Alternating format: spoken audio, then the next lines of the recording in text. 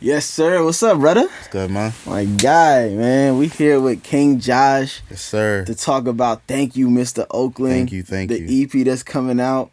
So let's just get right to it, bro. Who's Mr. Oakland? Like, what we doing here? We went to California or like, what's going on? So long story short, I was in a long-term relationship. For sure. Things didn't work out. Okay. Without putting her on blast or nothing like that. Shorty got a little curious, you feel me? And okay. I found dude, found him on Instagram. His last name on Instagram was Oakland. You feel me?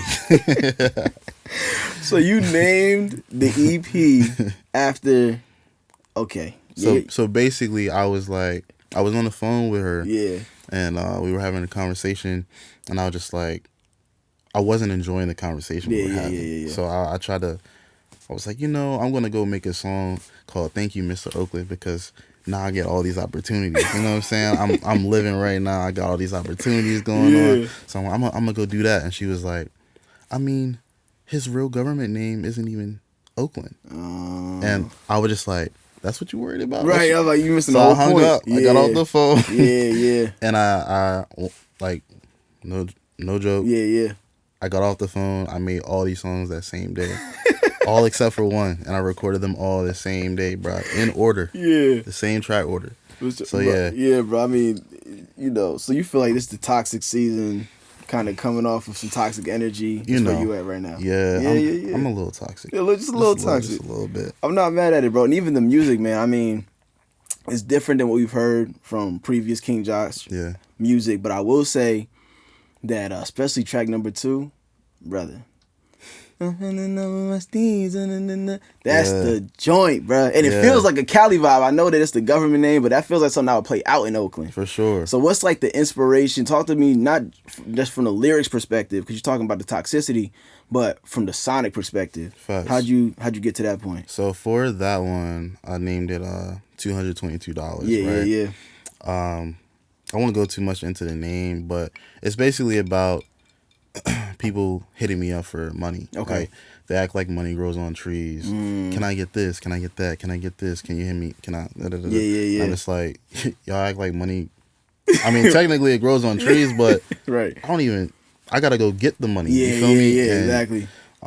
So it's just like I think the first verse, I'm like, I'm way too fly for a shorty that ain't got no job. So like, it's like it's just one of those things where it's like, I realized, dang, like, I'm chilling with shorties that ain't got no motion, no bread, no drive, no nothing, and they just want this, and I realized, wait, I'm too fly for this, bro.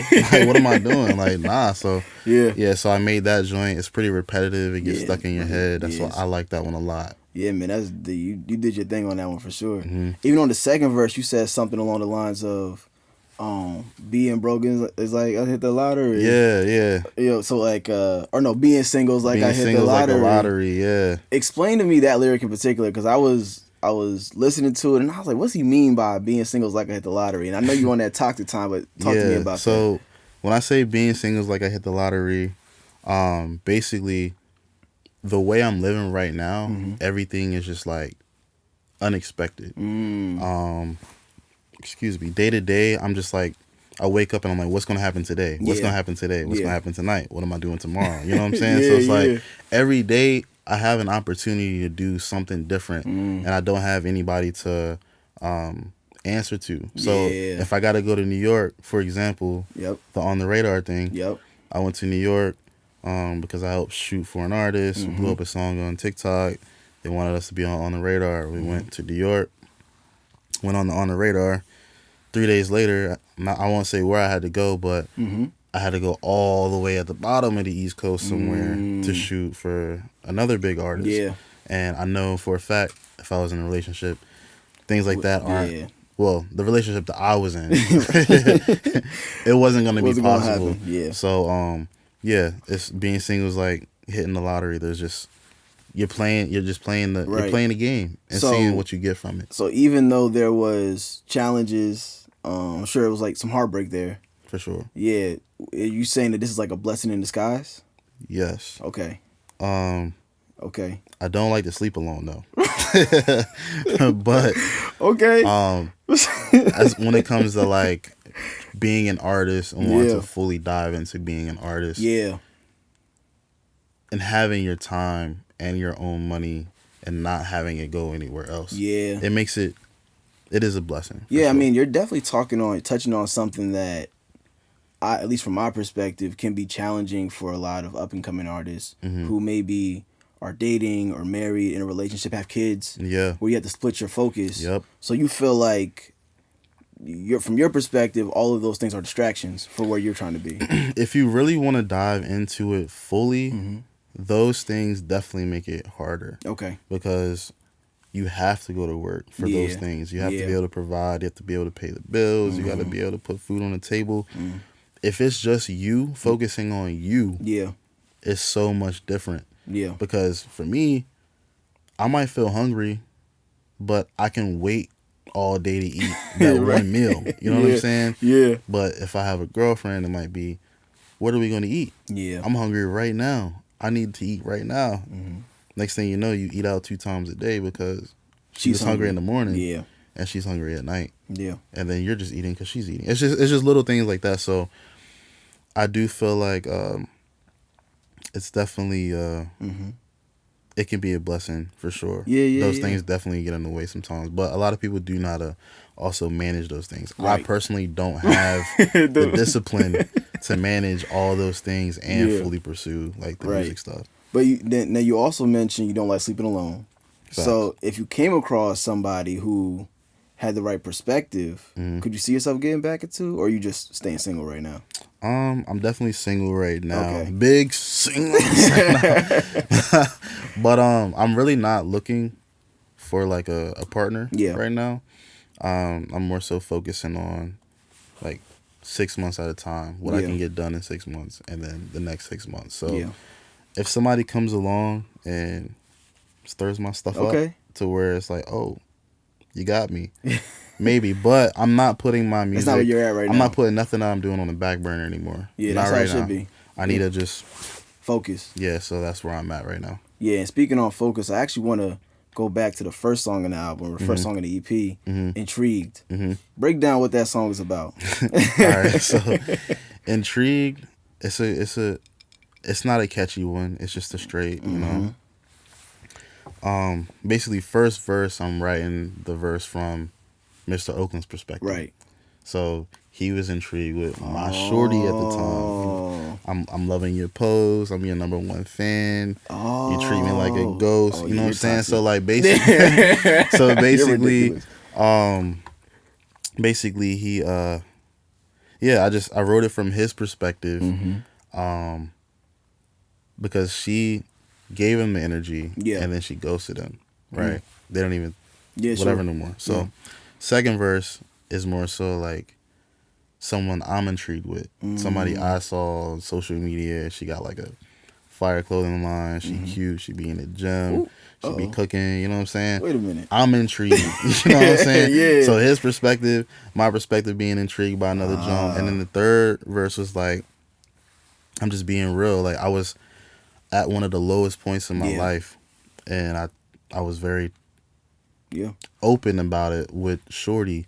And things still happen. It's like you kicked me when I was down. I'm thinking suicidal thoughts. I've never had thoughts like this before, and all this stuff happened. So it's just like, we're gonna see how this plays out now. Like we're just gonna see how it plays out. Like, and then you just go into the rest of the song. Yeah. Wow.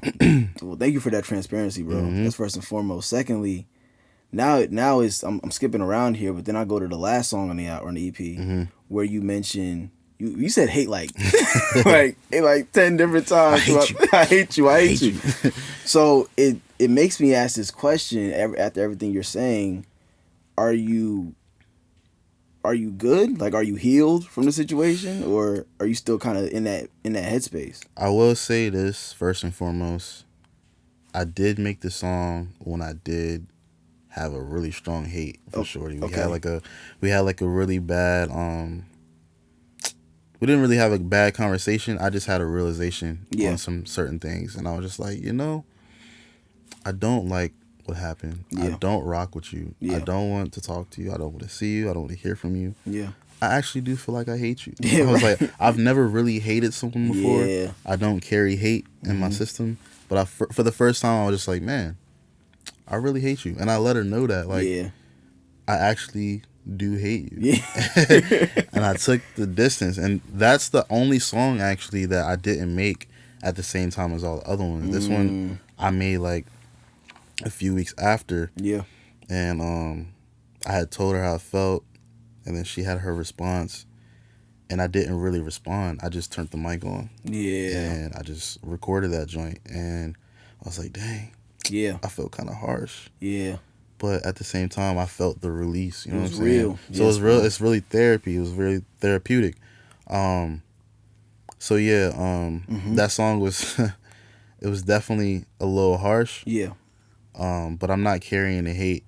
I also learned my lesson from that because I ended up getting really sick like the very next day, and I was sick for a minute. Yeah. That's why I had to wait so long to finish recording and stuff. But I definitely felt the hate there.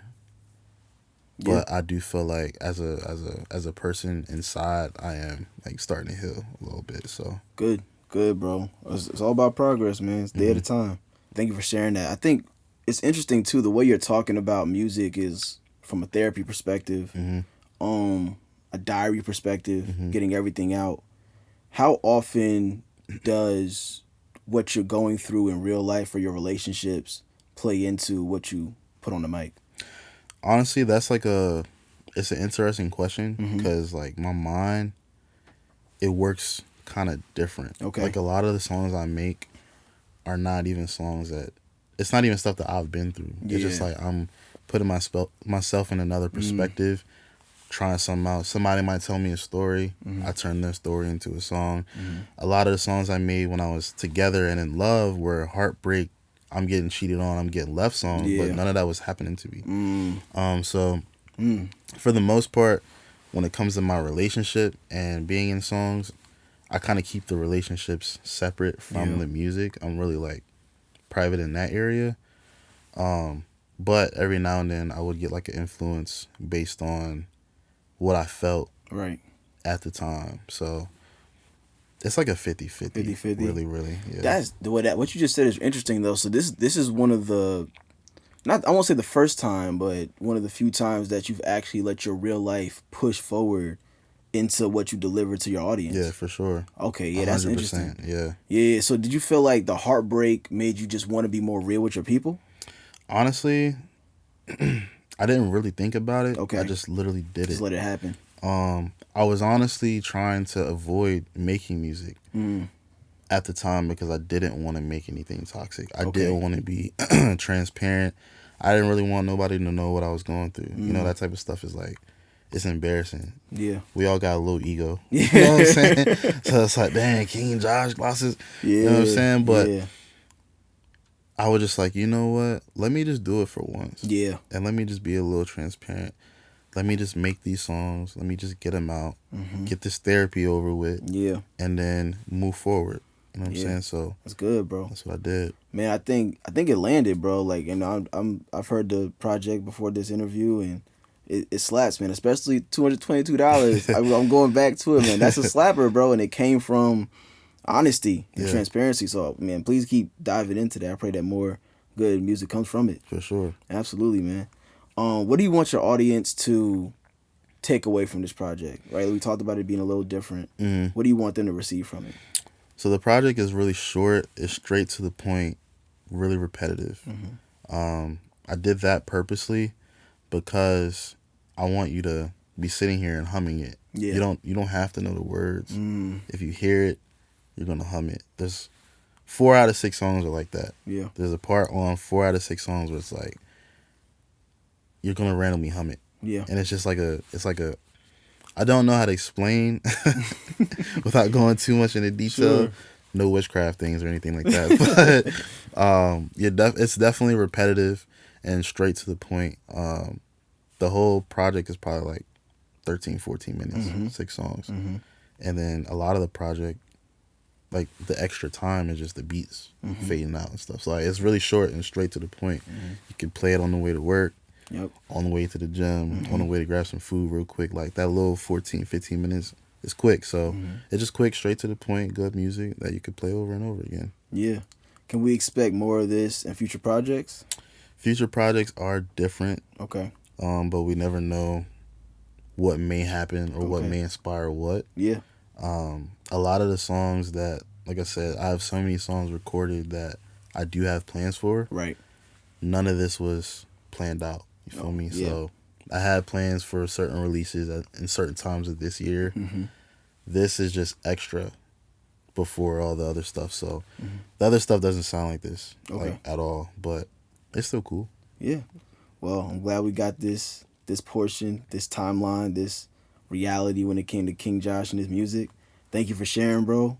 I'm so happy to hear all of what happens after you release. Thank you, Mr. Oakland. Anything else you want to say to the people with the triple brim on the top? You know what I'm saying? Triple brim, dog. Shout out JAiMS. For sure. Shout out my man Waiter. Shout out Lex. Let us use a space. I just want to say, if you're creative, just stay creative. Lock in. Don't let nothing block nothing you got going on. Just lock all the way in. Stop coming up with excuses. Just do it. Just do it. An excuse is just an excuse. Get rid of all excuses. Just do what you want to do. If you don't really want it, stop pursuing it. You just put your time somewhere else and let the people that really want it get where we want to go. So real. But other than that, shout out to everybody that had any part in this, and thank you too, Mr. Oakland. Appreciate you, bro. Sir.